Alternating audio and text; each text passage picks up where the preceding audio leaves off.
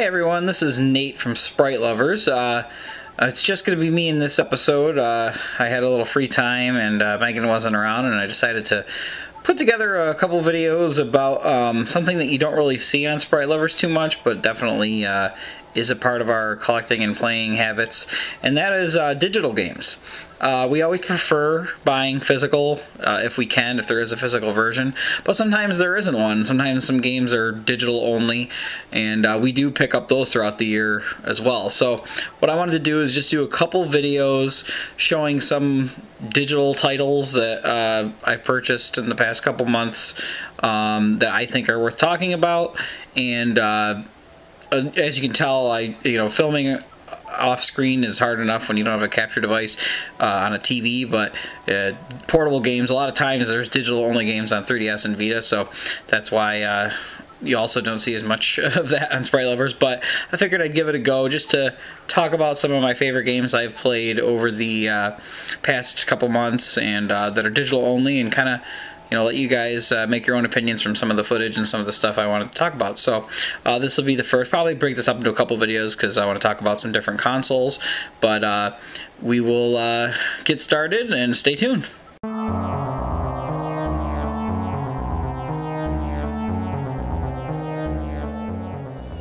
So the first game I wanted to talk about here is Shovel Knight. And this is for the 3DS. It's also on Wii U, and it's eventually going to be coming out for the Vita, maybe PS4 as well. But I'm playing the 3DS version. I just finished this recently, actually. And if I had finished this sooner, this would have probably been a definite game of the year of last year. But I didn't finish it until 2015, so it's just definitely now an instant classic and something that I'm going to definitely want to talk about in the coming years as one of my favorite games I've played. And what Shovel Knight is basically it's kind of a retro throwback game in the style of classics like Mega Man, DuckTales, Castlevania, all those 8-bit ones. And as you can see, it's got really nice sprite work, although it's a little blurry. Yeah, there we go. So it's kind of like a, I don't know, reminds me of a old NES game in terms of the look and feel, but a little more than they could ever do on their own. The graphics are slightly better than you'll see on even the best NES games, but still look like that style. Now, one thing that really is cool about this game is your main form of attack is like a shovel, and it lets you like dig up treasures, find secrets, but if you can see, as I just did there, you can bounce on enemies' heads, and it really feels a lot like DuckTales, using Scrooge McDuck's cane when you do that. So right away it controls perfectly, and it's got the great graphics. It looks great in 3D, and it's just right away you can tell they put a lot of polish into this, and tried to make a game that feels like an old NES game, but is new in its own right. And that's what I really like about it, is it plays like a lot of classics that I played before, but it has a lot of newer sensibilities to it, and it's got its own originality all of its own. Now, as you can see here, it's got a world map screen in between levels that actually is a lot like Mario 3, or even some action RPG games have maps like this. And what's cool is each level has a different style to it, with a different boss, and that's where it really kind of homages other game types. But even right from the beginning, you go in the first village that the game has, and it's a lot like Zelda 2, Adventures of Link. It's like side-scrolling. You can talk to people, and they have like funny dialogue. Plus, some of the people are really funny. There's like horsewomen in dresses and stuff. You can't go in any of the buildings, but there are some buildings that you walk through, so there is some interiors. This is a bard that you find collectible songs for him with, and but it's really cool because it's a great way to break up the gameplay. There's some hidden like fights and stuff in here, and shops to upgrade yourself. As you can see, I got like a lot of life up at the top, and I have 100 magic meter, so it's little upgrades like that are great for this game. And actually the magic meter is similar to how it functions, or how hearts function in Castlevania. Hang on, I'm losing a little focus here. So like they let you use sub weapons, so you have like you know, a fireball you can throw, or I don't know what that one was. There's temporary invincibility. Eventually you get powers like this propeller sword or propeller shovel that lets you, you know, clear gaps and stuff. There are some levels like this that really feel like just some of the old Mega Man games in terms of their level design and like even the physics of jumping and in the water and everything has a clear Mega Man influence. But I really do feel like it's homage, but it manages to do enough stuff on its own that it doesn't feel just like it's just only for nostalgia. Like, oops, I just died. Even people who've never played some of these old games before that bring the nostalgia would still really find a great, well-designed action platformer in this. So definitely worth playing. Like, for instance, look at this level here. It's you know, you got the like Mega Man style conveyor belts, but it's also a clock tower, which you know, Castlevania had so many clock towers in the course of the series, and they always had like the Medusa heads, and I believe this level actually has enemies that are similar to the Medusa heads in the way they charge at you, and you know, there's precise platforming and stuff during those parts. So it's just really cool to see such good homage to these classic games that we love. This game also has a wonderful soundtrack. Just listening to this here, you can probably tell it's in the 8-bit style, but I mean, such great compositions, and you know, oh, I just died. Just so many likable things about this game. The soundtrack is, you know, already gotten such a fan following that there's been like remixes and arranged versions of the music, and it's all wonderful to hear as you're playing. It really keeps evoking that classic feeling that they were going for with playing to us nostalgia gamers. I just killed myself again. It's really hard to pay attention and talk about this at the same time, but yeah, it's just very, very, very well made in terms of the audio design.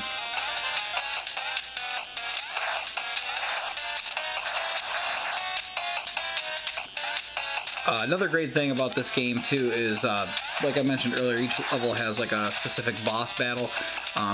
Very Mega Man-ish in its way that the level kind of leads up to what type of boss you're going to get to. And the boss design is great. Never did I get too frustrated with a boss. Like, they were always manageable, even if I died 1 or 2 times. It was still like, you know, just learn from your mistakes, and you should be able to handle it the next time. And that's just the classic.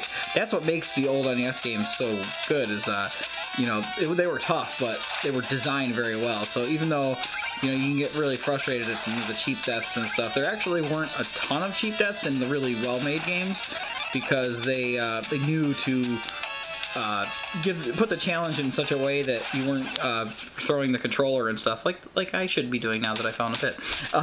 But I just really like that kind of design where it's, you know, just difficult enough where you're going to want to try again, and it really shines in the bosses. The level design's really good, but the bosses really are where that shows. So overall, I'd say this is, if you're looking for a fun, old-school style side-scrolling game, you know, this, you can't really do any better than this. I actually, overall, after playing through this game, I liked it better than Mega Man 9, which was probably the last really special game that played to the like old school style of gaming, playing especially on the NES style games. I think that that was really good, but that one, I think the challenge was increased beyond the natural old school style challenge and made it kind of almost too frustrating in parts. There's parts where I'm like, oh, come on, like, they know what they're doing this time. And this had a perfect balance, I thought. But I really don't think you can do much better, especially for the 3DS. This is just one of the best ones on there. So definitely check it out if you like these types of games. So the next game I got recently is in one of my favorite series of all time, especially recently. I played through all of them because I loved them so much. This is the Phoenix Wright series, and I was very upset to find out that this one wasn't going to receive a physical release over here. So I kind of waited, and I got it on a sale for like $15 around a little before Christmas time, and I was like, all right, I'm ready to play this. Plus I was caught up with all the other games, and this is a really cool upgrade. Some of the stuff is a little, they streamlined it to make it a little easier, which is, you know, could be viewed as a problem to some, but I wanted to show off just a little bit of it because you know, it's a very story-based and continuity-based game, so there's not too much I can show without spoiling for people who want to give the series a shot, but I wanted to show some of the things I liked about it. One of the first things I really liked about it is they added these anime cutscenes to it, which every Phoenix Wright has had like a little story thing in the beginning before each case that you do, but I really thought the anime cutscenes were really cool, like little treats, and I know a lot of people didn't like them because they didn't like the voice acting and stuff, but just to have this and see the characters that I've been playing for 4 other games practically, you know, if you count Apollo Justice that came out, it's really cool because it really sets up the tone really well. And every once in a while, there's a little cinematic that takes place in the middle of a trial when like a pivotal moment happens or if a new character is introduced. And I thought it was a really cool addition. This game introduces a new character named Athena Sykes, and she has this ability to read emotions when people give their testimonies. So it was a cool addition, I think, because they always kind of switch up something during the trials. And these games are by no means realistic, but that's why I like them. They have really lovable characters, and I thought Athena was a really good addition to the series. Another great new character they added is the new prosecutor, which is, his name's Simon Blackquill, and he's really funny because he's actually a convict, but he was a prosecutor before he went to prison, and it's really cool how the story ties in with his past and the reason they're letting him kind of do the prosecution. But he's got like handcuffs on and stuff, so you know they're not just letting him walk around and do whatever. But I thought that was a really great new character that was added. Now this Phoenix Wright game follows, like I said, there's a lot of continuity in the story, and so you actually have multiple playable characters in this one because you play as Phoenix Wright and then another defense attorney, Apollo Justice, who had his own game, and Athena Sykes is mixed in with there as well, the new character. But I want to show a little bit of what just kind of like the flow of the game is. Usually you find out a crime occurred, and then you do some investigation to find clues, and it plays like a standard point-and-click adventure where you're kind of just exploring the environment and clicking around to find clues. But then it leads to cross-examination like this, where you have the prosecutor, you have a witness, and he's given a testimony, and the judge is hilarious as well. And then they give their testimony, and then you have to listen to it, and you have to like try to find inconsistencies, and that's when you shout objection and you know, kind of like throw the clues that you have in your court record against them and say, oh yeah, well, how can this happen if this? And a lot of times it works perfectly well with if you're following the story and paying attention, but sometimes it's kind of a stretch to find the answer. You're like, oh, that's what they're going for, because it's kind of like they have a inconsistency you have to find, and you might think of another one ahead of the time before the game does it, or the game wants you to rather. So it's kind of frustrating in that regard, but it's still really fun because the characters are so funny and well written, and there's a lot of puns in the series. In fact, this guy is a bomb expert, and his name is Ted Tonate, so like detonate is his name. So it's just really funny stuff like that. And it's really cool though as you play, how you learn more about the characters, and they really over the series get close to you. So yeah, here's the Ted Tonate guy giving a testimony right now, and as you can see, well, the animations first of all were one of the biggest improvements in this. They already were really cool in the 2D versions of the characters in the games, but this is one of the best games to make a translation to 3D because the animations look great, the character models look great, and it still keeps the personality that the old sprites had. So I really liked that. But as you can see, he's giving the testimony, and you hear about it first. And then once you read it through once, then you know Phoenix might give his thoughts on it, and you know initial thoughts, and then after it's over with, or after the initial testimony is over with, you basically get to go over the same testimony with a fine-tooth comb, sentence by sentence, and that's kind of how the main game plays out.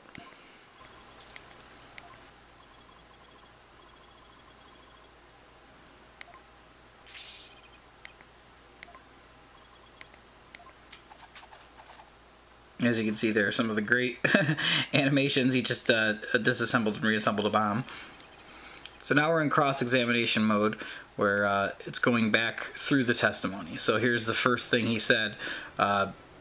in his testimony, and if I'll put the bottom screen up here, you can either press them to find out some more information, and that's very handy. I almost want to press everything and just hear what they have to say, because it's not only funny to hear all the dialogue, but also that's how you find the actual consistencies. Very few, or inconsistencies. Very few times are they right on the first statement they say. You have to kind of dig deeper. And if you go to present, you then can go through your court record for evidence, and if you have the right thing, then you can present it, and I'll try to show that in a minute. All right, so I'm going to give a quick example of this.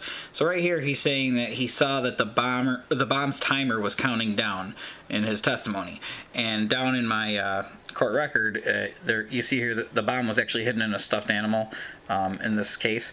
And so even though this picture shows the bomb what it looks like, it would have been inside this little elephant looking thing. So that's obviously like right there when you'd want to be like, all right, I want to present the evidence. So let's see how that plays out.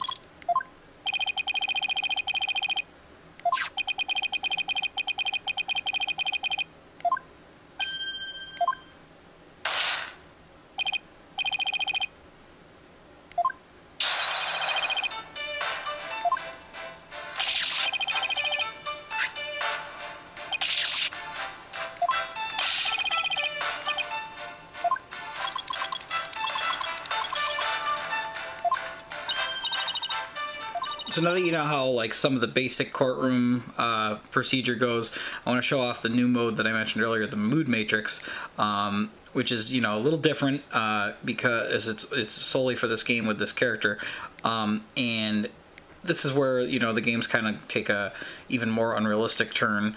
Because they have special abilities and stuff, but hers is like this.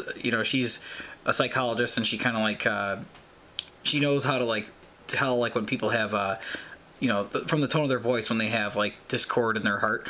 And so they made a cool little gameplay element out of that where you got to listen to the testimony like you did before, but they kind of visualize it and show which emotions are kind of going crazy and which ones are kind of calm, and you got to kind of find one that doesn't fit. Like if somebody says I'm super happy and then they're really not happy or it should be something they shouldn't be happy about, you might see that in their heart. You might see that they're actually angry or something too. So we'll take a quick look at what that looks like.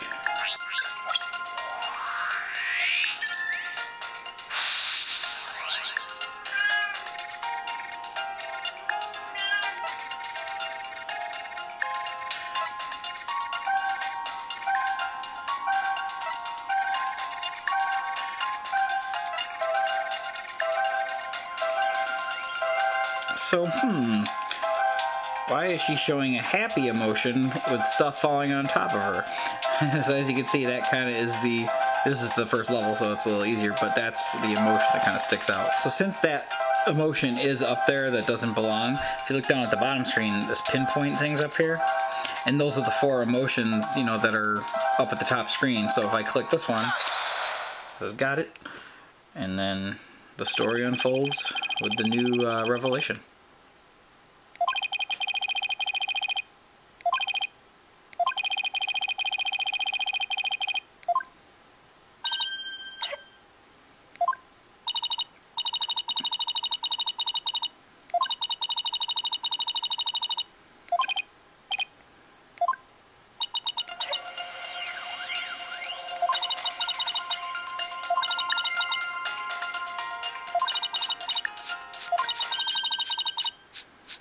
So if you liked what you saw of Phoenix Wright, like I said, it's one of my favorite series ever. And right now, actually, speaking of digital games, I didn't buy this because I have the original DS versions of the games, but they actually have the Phoenix Wright trilogy, 1, 2, and 3 that were on the DS with smooth over graphics and all the same stuff that was in those individual games in one trilogy on the eShop right now for 3DS. So I think if you think this looks kind of cool and you want to know a little more about it, that would be the best thing to do, is to buy that collection. It's a great value. You're getting 3 full games. I wish they would have done a physical card of this, because as the huge fan I am, I would have loved to have had them all in one. And I don't really want to take up the space on my SD card to have these games that I played already on there, but it would be kind of cool to just have them all in one place. So definitely check it out. If you want to give this series a shot, it's probably your best bet. Or just buy the first game on eBay or something. It's not too, I think they're around 20 bucks each for the first 3 games. You know, if you want to try one at a time. I think it's a great series. I might even do a video like on the whole series and my thoughts on them. But I hope this kind of, you know, gave you a good idea of what it was like. So that was it. That was my first digital roundup. Both the games I got off the Nintendo eShop. And I'm going to do another part of this with my Vita games that I've gotten recently. And then I'll show you some PS4 stuff and everything too. So let me know in the comments what you think of the digital roundup, because we'll do a little more of this over the year if you guys like seeing this. And I hope you enjoyed what you saw so far, and there's hopefully going to be more to come.